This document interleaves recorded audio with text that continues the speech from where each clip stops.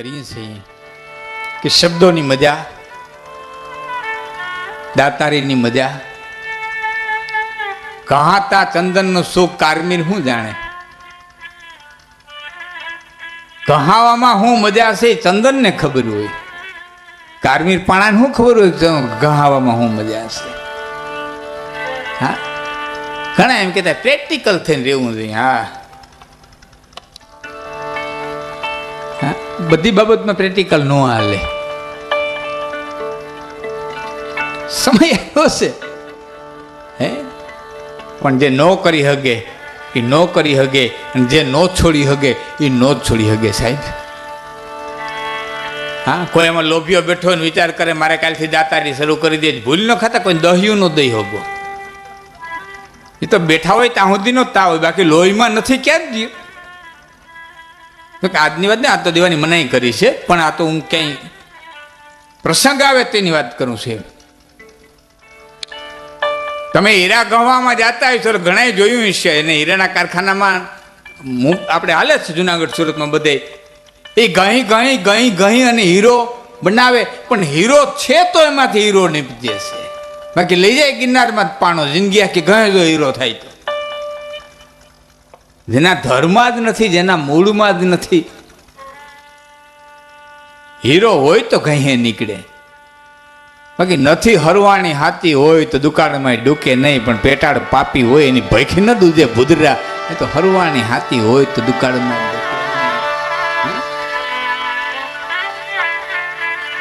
માલિકર પડ્યું છે તો નીકળશે. દાતારી હશે લોહીમાં તો દાતારી આવે, સુરવીરતા હશે તો સુરવીરતા આવે, ભક્તિ હશે તો ભક્તિ આવે.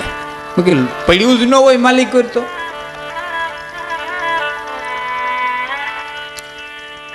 ધોળા જંકશન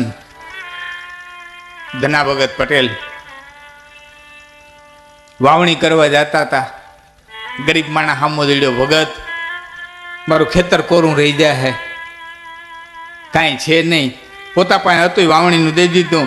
ધના ભગતને વિચાર થયો કે વાવે નહીં તો દુનિયા નિંદા કરશે. ભગતનો દીકરો થઈ ગયો, ખેતર રહી ગયું કોરું, શું કરું, વાવવાનું કાંઈ ન રે. સાહેબ રસ્તામાં નદી આવતી હતી, વેકરો ભર્યો. નદીની વેકુરના વાવણિયા ભર્યા અને મીઠ માંડી.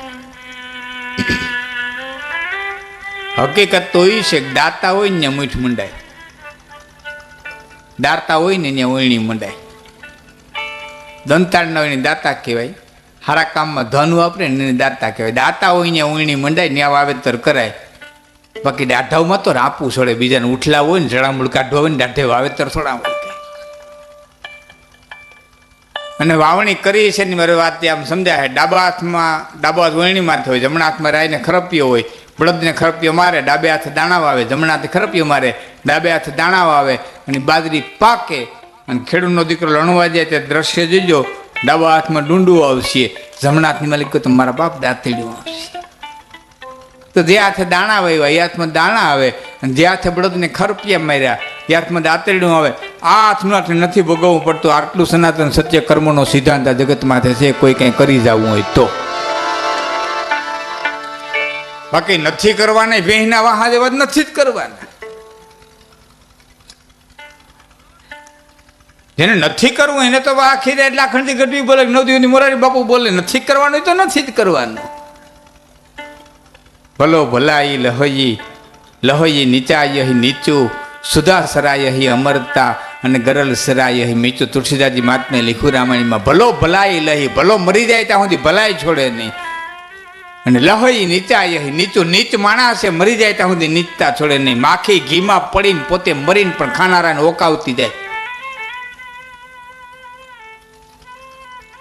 ઘીમાં પડે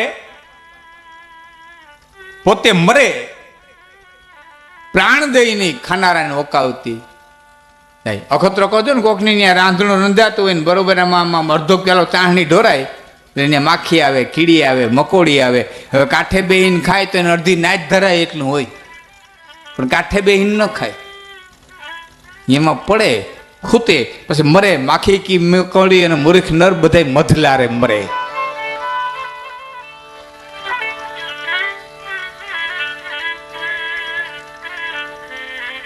ધના ભગતને એમ થયું કે વાવણી નહીં વાવું તો મારા નાથને દોષ દે, એટલે વેકુર ભરી અને મીઠ માંડી આખા ગામે વાવણી કરી. ધના ભગતે વાવણી કરી, આખા ગામે જુવાર, મકાઈ, બાજરા વાવ્યા. ધના ભગતે રેતી વાવી અને સાહેબ ભાદરવો મહિનો આવ્યો એટલે આખા ગામના ખેતરોની માલિકો જુવાર અને બાજરા લહેરાતા હતા ને એવો ને એવો જુવાર ને બાજરો ધના ભગતના ખેતરમાં લહેરાનો તો. ધુલકો ધાન ધનાકો કયો તો કિત મુરાદ પે જૂઠ જનાયો, હું નાથ અનાથ અનાથ રહ્યો તો તું કેસે અનાથ કો નાથ કા. સાહેબ ધૂળનું ધાન કરીને દેવા વાળો છે, પણ મારો કહેવાનો અર્થ છે રેતી તો રેતી વાવી ને પાછા વળી ગયા હોત તો એલો લાચાર. સમાજ નોંધ લઈએ છે અને સમાજ નોંધ લે તો જેટલા રાજકીય બેઠા છે ને એટલા સમાજ નોંધ ન લે તો કાંઈ નહીં. પણ તુલસીદાસજીએ કીધું છે ને એની ચોપાઈ તમે નોંધ લેજો. શું કીધું છે કે જી નહીં રાજ પ્રિય પ્રજા હે દુખારી, તો સોનરૂપ યવસ નરકય અધિકારી.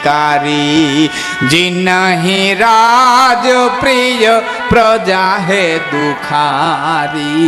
જેને સત્તા પ્રિય હોય, જેને અધિકાર પ્રિય હોય, જેને મોટાઈ પ્રિય હોય અને જો એને ત્યાં બેહાડનારી પ્રજા દુઃખી હોય તો સો નૃપ અવશ નરક અધિકારી, અવશ્ય નરકનો અધિકારી થાય.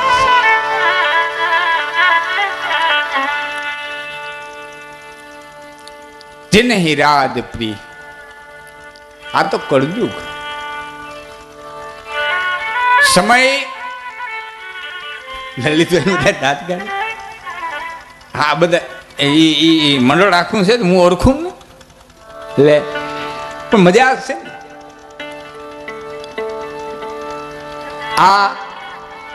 એટલે આ તો હવે તો ઘણા બધા પગડમ ઓછા થઈ ગયા છે. બહુ હવે પ્રચારની જરૂર નથી. હજી એમ કે 10 વર્ષ આવું નવું શિક્ષણ રહ્યું ને તો પ્રચાર કરવાના નીકળવાની જરૂર નહીં પડે. હો મનમાં નક્કી જ કરી લે, માણસને ખબર જ છે. પેલા ચૂંટણી આવતી ને બહુ મજા આવતી. હા અને ગામડાના માણસ એવા તૈયાર થઈ ગયા. તમે હજી પગરખા ન ઉતારે ને ત્યાં કે આપણા ઘરની જરાય ચિંતા કરવાની નથી. હો મેરામણ ત્યાં ગયા જેવું છે. પછી મેરામણનું ઘર હોય 3 ખેતરમાં સેટું, ન્યા અડધી રાતે તગડે. તો ઓલા એ પાછો હાવ છે ને જવાબ તૈયાર જ રાખ્યો હોય. સમજો હા એ પાછા કંટ્રોલની હિંમત તગડે. આખી રાત વાયલ કૂતરાને જેમ રખડાવે ને એમ જ રખડાવે. હા બહુ સમાજ તૈયાર. ક્યાંય પગરખાં ઉતારવાનું નથી. હો વાંથી વાં તગડે ને વાંથી વાં તગડે. હો હા પછી આપણે થાય કે ઓલું ભાઈ કૂતરું રખડતું હોય ને. આ સમાજ આટલો તૈયાર છે. હા એ આપણને લાગે કે ભોરો છે, બહુ ઝીણું ઝીણું જોનારો છે, પણ કાળ કાળનું કામ કરે, વખત વખતનું કામ કરે, સમય સમયનું કામ કરે. કોઈનું ડાપણ હાલતું નથી. કોઈ એમ કે મેં આમ કરી લઈ નહીં. કર્મ ઉદિત થાય, કર્મ અસ્ત થાય. કર્મ પ્રદાન વિશ્વ કરી રાખા, જો જસુ કરે તાસુ ફલ ચાખા. તો કર્મને પ્રધાન બનાવી દીધું છે. પણ આપણે રાજકીય વાતો ઉપર કે રાજકીય અમારે કઈ ઉત્કર અમારે તો લીંબુ પાણીની જેમ રહેવું પડે. બીજું અમારી તો એ મજા એ છે કે મેં આજ બેઠા બેઠા કૃષ્ણના ભજન ગાતા હોય, કાલે ક્યાંક બેઠા બેઠા રામાપીરના ગાતા હોય, પ્રમદી મેલડીના ગાતા હોય. આ તમારા દીકરા લગ્ન ગીત ગાતા હોય, કાલે કોકના મરહિયા ગાતા હોય. એટલે અમારે કોઈ પક્ષમાં કે કોઈ વાતમાં કે ક્યાંય અમારે જવાનું હોય નહીં. પણ એક વાત નક્કી માનવી, હું રામ મામાને કહેતો હતો, તેના ઘરે ચા પાણી પીતા ને પછી આવ્યો, મામા ભેરા હતા, એમને કહેતો આવ્યો હતો કે ખેલ હતો, ખેલ પૂરો થઈ જાય બસ પૂરું. એક ખેલ છે, ખેલ પૂરો થઈ જાય પછી પૂરું. પછી પાછા જેમ હતા એમ. અને ખેલની તો જ મજા હશે. અબ્રાહિમ લિંકનને જે વ્યાખ્યા આપી લોકશાહીની,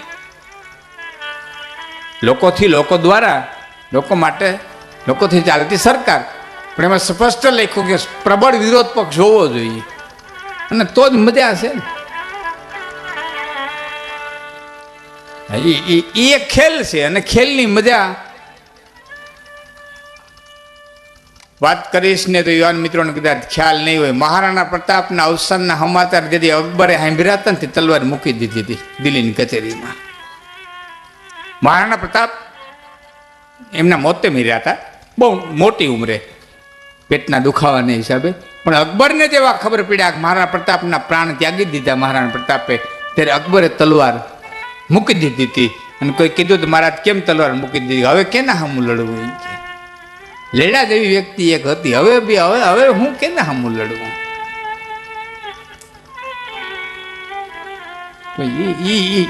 એની મજા છે, લડવાની એક મજા છે. પણ આ ખેલ પૂરો થયો એટલે પૂરો. પછી માની લો કે આ બત્રી પુત્રા, હવે પાછા હુંડામાં એક થઈ જવાનું હોય. ટાણું આવે, સમય આવે. પણ એ તો રાજકીય વાત થઈ. પણ આપણે વાત કરતા ભાઈ હાથે એટલું સાથે વાપરી લેજો, માયા પડી રહે, આપણે વૈયા જાહું, માયા પડી રહે, આપણે વૈયા જાહું. આ નરેન્દ્ર મોદી થપાટ મારીને કે આપણે પીડારીએ ને માયા વહી ગઈ.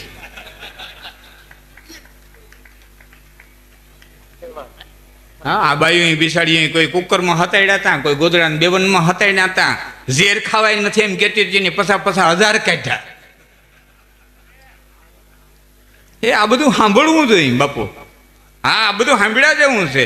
હું કહું છું નીતિન પટેલે સત્યનારાયણ ભગવાનની કથા નહીં સાંભળી હોય, નકર સ્પષ્ટ લખેલો હોય એક નગરની માલિક પર એક ચતુર વાણીઓ રહેતો હતો, અહીં તો 2 હતા. બધાને પરબારું ન સંભળાય તો વાંધો નહીં. હા, કારણ કે બધું બધા માટે હોતું નથી અને બધું બધાને આવડતું નથી.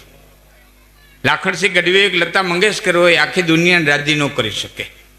બધું બધા માટે હોતું નથી, બધું બધાને આવડતું નથી. સોનિયા ગાંધી આખો દેશ હકવી શકે, એને ભેંસ દોતા ન આવડે.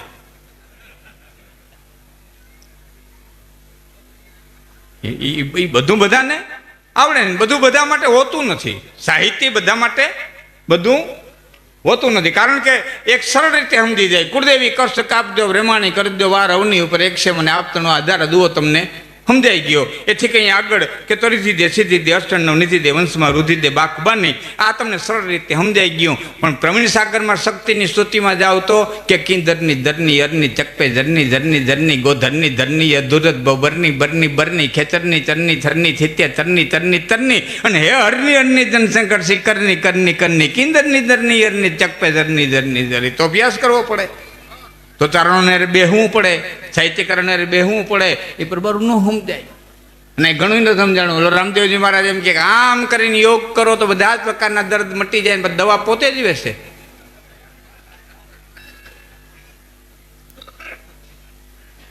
તો અહીંયા દવા શું કરો વેચે? આ બધું સમજ્યા જેવું છે. ઓલા ફેવિકોલ વાળા તમને જાહેરાત દે ટીવીમાં, હામાં હાથીયું ખેંચે તો ફેવિકોલ ચોંટાડી દો, પછી નોખો ન પડે. હામાં હાથીયું ખેંચે તો ફેવિકોલ ચોંટાડેલો નોખો ન પડે. એ ફેવિકોલનું ઢાંકણું કદી સોટ્યું?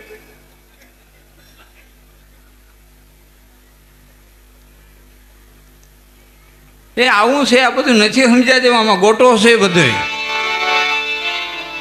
હા હા, આપ શાસ્ત્રીજી છો, આપને પૂછું ભારતની વસ્તી કેટલી? આમાં એજ્યુકેટેડ બેઠા ને પૂછાવડી ભારતની વસ્તી કેટલી? 130 કરોડ. એમાંથી 30 કરોડ કાઢી નાખો જૈન ને, બૌદ્ધ ને, અંગ્રેજ ને, જે કોઈ હોય આપણે અહીંયા, ક્રિશ્ચિયન ને, જે કોઈ હોય તે. વાહે આપણે કેટલા વૈધા? 100 કરોડ. આપણા દેવી દેવલા કેટલા? 33 કરોડ. હવે એક દેવી દેવલાને ભગવાન હવા 3 માણસ આવ્યા મરી ગયા તોય હાંસવી નથી શકતા. 33 કરોડ કરતા શું છે?